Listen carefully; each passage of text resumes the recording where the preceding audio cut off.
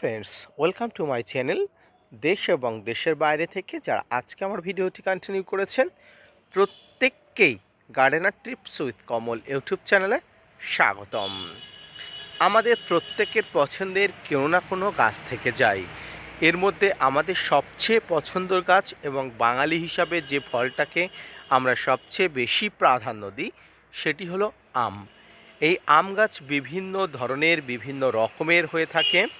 12 মাসি থেকে সিজনাল সব ধরনের আম গাছগুলোকে আমরা রোপণ পরিচর্যা করি এক্সপেরিয়েন্স বাড়িয়ে এখান থেকে ফল এবং ফুল পাওয়ার জন্য। ঠিক তেমন ধরনের একটি 12 মাসি আম গাছ হলো কাটিমন। ডিসেম্বর মাসের একদম শেষ সপ্তাহে এসে আপনার কাছে থাকা কাটিমন আম গাছটি যদি ম্যাচুরিটি বা ছোট হয়ে থাকে তাহলে আপনি কীভাবে পরিচর্যা করবেন, কীভাবে গাছ রোপণ করার জন্য আপনি মাটি প্রস্তুত করবেন, অথবা মাটি প্রস্তুত করা হয়ে গেলে কী খাবার দিয়ে আপনি গাছটাকে বেশি বাড়িয়ে তুলবেন এবং ম্যাচিউর থাকা গাছগুলোতে কী পরিচর্যা করলে আগামী যে সিজন আসছে সেই সিজনে প্রচুর পরিমাণ ফুল পাওয়ার সম্ভাবনা থেকে যায়। তা আসুন আজকের ভিডিওটি না স্কিপ করে কন্টিনিউ করুন।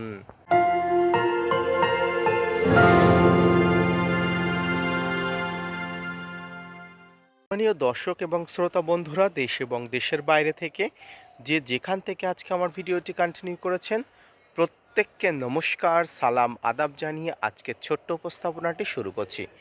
দেখুন, ইতিমধ্যে একাধিকবার এই গাছটির ভিডিও আমি দিয়েছি, সেই জন্য অনেকে হয়তো বিরক্তি প্রকাশ করছেন। তবে আমার বেশিরভাগ ছাদ বাগানিরা অত্যন্ত ভদ্র, নম্র এবং মনোযোগ সহকারে ভিডিও দেখেন।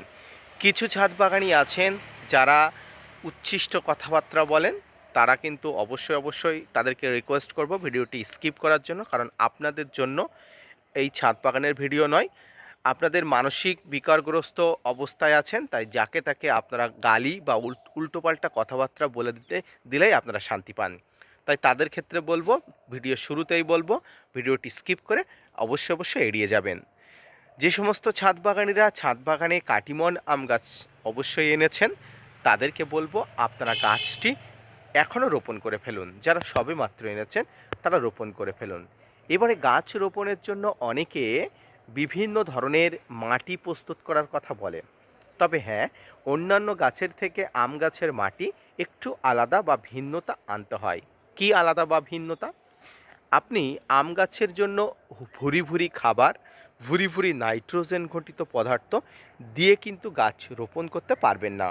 এতে গাছের গ্রোথ, গাছের পাতা পোড়া, গাছের ইন্টারনাল অনেক ধরনের প্রবলেমের মধ্যে আপনি পড়ে যাবেন। যেমন গাছের শিকড় পচা বা রুট রট ইত্যাদিজনিত সমস্যা হয়ে যাবে। অধিক নাইট্রোজেন কিন্তু দেওয়া যাবে না। সবচেয়ে ভালো হয় সরল মাটিতে, সিম্পল মাটিতে খাবার না দিয়েই গাছ রোপণ করা। এই গাছ রোপণের পরবর্তী 1 মাস পরে আপনাকে খাবার দিতে হবে। তবে সবসময় আম গাছের খাবার দেওয়ার ক্ষেত্রে বা মাটি প্রস্তুত করার ক্ষেত্রে মনে রাখবেন কোনো প্রকার অধিক নাইট্রোজেন কিন্তু দেবেন না, এতে গাছের ক্ষতি হতে পারে। এবার আসি, যারা গাছ রোপণ করে ফেলেছেন তারা নিশ্চয়ই অক্টোবর সেপ্টেম্বর মাসে খাবার দিয়ে ফেলেছেন। যারা খাবার এখনও দেননি তাদেরকে বলবো নভেম্বর মাসে গাছের গোড়াতে খাবার একটু দিয়ে ফেলুন।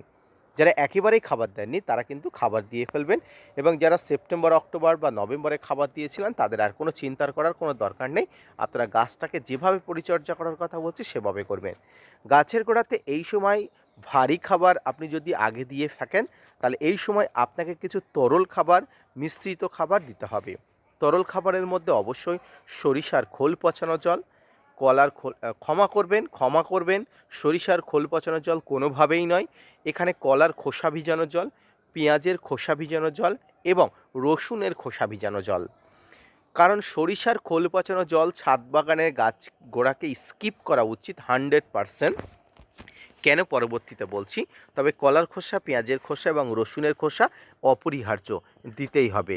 আর যদি এর পরিবর্তে আপনি রাসায়নিক দিতে চান সেটাও কিন্তু আমি আপনাদের বলে দেবো। তো পেঁয়াজ, রসুন এবং কলার খোসার মধ্যে কী থাকে প্রথমেই বলি। পেঁয়াজ এবং রসুনের খোসার মধ্যে প্রচুর পরিমাণ পটাশ থাকে, এবং এই যে কলার খোসার মধ্যে প্রচুর পরিমাণ পটাশ এবং ফসফরাস থাকে। তাই এই দুটি কিন্তু আপনাকে অবশ্যই গাছের গোড়াতে দিতে হবে। এই সময় পরিণত গাছগুলোতে পর্যাপ্ত খাবার না দিয়ে অল্প অল্প খাবার এবং জলের একটু কষ্ট দিতে হবে, কারণ আসার সিজন জানুয়ারি ফেব্রুয়ারি মাসে আম গাছের প্রচুর পরিমাণ ফুল আসার সময়। এই সময় আপনার ছাদ বাগানে পরিণত গাছগুলোকে একটু কষ্ট দিয়ে রাখতে হবে। ভুরি ভুরি খাবার না দিয়ে একটু জলকষ্ট, একটু জলের টান, সব কিছু দিয়ে কিন্তু গাছকে বড় করতে হবে। এবং ছোট গাছগুলোতে আপনি যত্রতত্র খাবার দিতে পারেন, যেমনভাবে ইচ্ছা তেমনভাবে আপনি খাবার দিচ্ছেন, সেই খাবারটি আপনি দিয়ে ফেলুন। এবার আসি গাছের আনুষঙ্গিক পরিচর্যা। আনুষঙ্গিক পরিচর্যার মধ্যে এই সময় চলছে নভেম্বর ডিসেম্বর মাস, প্রচুর ঠান্ডা, কুয়াশা, শিশিরের ভরপুর। ছাদ বাগানে গাছের পাতাতে, কাণ্ডে বিভিন্ন ধরনের ফাঙ্গাস, ব্যাকটেরিয়ার আক্রমণ ঘটতে পারে। তার জন্য আপনাকে পর্যাপ্ত হারে কীটনাশক, ফাঙ্গিসাইড, ব্যাকটেরিয়ানাশক আপনাকে প্রয়োগ করতে হবে। এই কীটনাশক, ফাঙ্গিসাইড, ব্যাকটেরিয়ানাশক সব কিছু কিন্তু আপনার হাতের কাছেই রাখা উচিত, কারণ ছাদ বাগানে আম গাছে প্রতি সপ্তাহে একবার করে আপনাকে ভালো মানের ফাঙ্গিসাইড, এক্ষেত্রে আমি আপনাদের ব্লু কপার এবং ব্লাইটক্স বা অ্যামিস্টারটপ, ব্লু কপার, ব্লাইটক্স বা অ্যামিস্টারটপ এই ধরনের ফাঙ্গিসাইডকে আপনি অবশ্যই ব্যবহার করবেন। এবং এই সময় দেখুন আম গাছের পাতাতে এই ধরনের সমস্যাগুলো হবে, নোংরা ময়লার আস পড়বে। আমি একাধিক ভিডিওতে বলেছি, যদি এই ফার্স্ট সকালবেলা এসে যদি আপনি এই ধরনের একটু কাজ করতে পারেন, তাহলে আম গাছের পাতাগুলো বেঁচে যাবে এবং আপনার হাত হয়তো নোংরা হবে কিন্তু গাছের পাতা কিন্তু বেঁচে যাবে, গাছ কিন্তু সুস্থ হয়ে উঠবে। এগুলো কি? এগুলো হলো চারিদিকে ধুলো, ময়লা, নোংরার আস্তরণ গাছের উপরে পড়ে একটা লেয়ার পড়তে শুরু করে। এর জন্য কি হয়? এর জন্য কিন্তু গাছের পাতার সালোক সংশ্লেষের প্রভাব কমে যায় এবং গাছের বৃদ্ধি কমে যায়। তো এর জন্য আপনাকে অবশ্যই এভাবে একটা পরিষ্কার সুতের কাপড় দিয়ে বা ন্যাকড়া দিয়ে ঘষে নিয়ে এর উপরে ব্লাইটক্স ফাঙ্গিসাইড আপনাকে স্প্রে করে দিতে হবে। সপ্তাহে একবার করে এই ফাঙ্গিসাইড অবশ্যই স্প্রে করবেন। এর সঙ্গে আপনাকে অবশ্যই পটাশ সারের সোর্স হিসাবে 0050 মাঝে মাঝে আপনাকে এই গাছে দিতে হবে। সবচেয়ে বড় ব্যাপার যেটা, সেটা হচ্ছে পরিণত আম গাছগুলোতে এখন থেকে আপনাকে অবশ্যই একটা ভালো মানের পিজিআর স্প্রে করতে হবে। পিজিআর অর্থাৎ প্লান্ট গ্রোথ রেগুলেটর ছাদ বাগানে গাছের ফুল ফল আনতে সাহায্য করে যে পদার্থটি, সেটি হলো পিজিআর। এই পিজিআরটি আপনাকে যে কোনো জায়গা থেকে বাই করতে হবে এবং আপনি এই সময় প্লানোফিক্স, বাম্পার, মিরাকুলান, বুস্টার 2 ইত্যাদি অ্যাজ এ উইশ আপনি যে কোনো একটি ভালো মানের পিজিআর কিন্তু প্রয়োগ করতে পারেন। সপ্তাহে একবার, 15 দিনে একবার, 10 দিনে একবার, আপনার যেটা সুবিধা হয় সেটা কিন্তু প্রয়োগ করতে পারেন। তবে প্রত্যেকটি পিজিআর ব্যবহার করার আগে এর প্রয়োগ বিধি, মাত্রা অবশ্যই কিন্তু জেনে নিয়ে তারপরে প্রয়োগ করবেন। প্রিয় দর্শক বন্ধুরা, এই সময় ছাদ বাগানে গাছের পাতাতে খুব পরিমাণ ময়লা থাকে, খুব পরিমাণ, যেটা গাছকে মৃত্যু পর্যন্ত ডেকে আনতে পারে। তাই একটু কষ্ট করে যদি আপনি এই কাজটি করতে পারেন, তাহলে কিন্তু আপনার ছাদ বাগানের শখের গাছগুলো কিন্তু খুব ভালোভাবে কিন্তু বেঁচে যাবে এবং এগুলো কিন্তু অনেক ধরনের রোগ মুক্তির হাত থেকে কিন্তু রক্ষা পাবে। তাই দর্শক বন্ধুরা, আপনারা অবশ্যই মাঝে মাঝে এই সমস্যা সমাধানের জন্য হাইড্রোজেন পারঅক্সাইডগুলো জল কিন্তু আপনাকে স্প্রে করতে হবে। এই হাইড্রোজেন পারঅক্সাইডগুলো জল আপনাকে স্প্রে করতে হবে, তার কারণ হাইড্রোজেন পারঅক্সাইড কিন্তু অ্যান্টিফাঙ্গাল, অ্যান্টিব্যাকটেরিয়াল হিসেবে কাজ করে। এর উপরে দিলে কিন্তু আপনি সহজেই কিন্তু ফাঙ্গাসের বা ব্যাকটেরিয়ার আক্রমণ থাকলে সেটা কিন্তু অবশ্যই দূর করতে পারবেন। এই হলো ছাদ বাগানে পরিণত থেকে অপরিণত প্রত্যেকটি আম গাছের পরিচর্যা। এগুলো করুন, অবশ্যই আপনার ছাদ বাগানের আম গাছের ছোট থাকলে বড় হয়ে উঠবে, পর্যাপ্ত থাকলে ফুল হওয়ার জন্য প্রস্তুত হবে এবং সমগ্র চক্রব্যূহের মধ্যে ছাদ বাগানে আম গাছকে রাখতে হবে, যাতে কোনো প্রকার ফাঙ্গাস, কীটপতঙ্গের আক্রমণ না হয়, ফুল আসার জন্য গাছ প্রিপেয়ার হয়ে দাঁড়ায় এবং আপনিও ছাদ বাগানে সফল ছাদ বাগানি হিসাবে গণ্য হন। বিশেষ করে এই সময় এই 12 মাসে আম গাছগুলোর মধ্যে কাঠিমন আম গাছ কিন্তু জনপ্রিয়।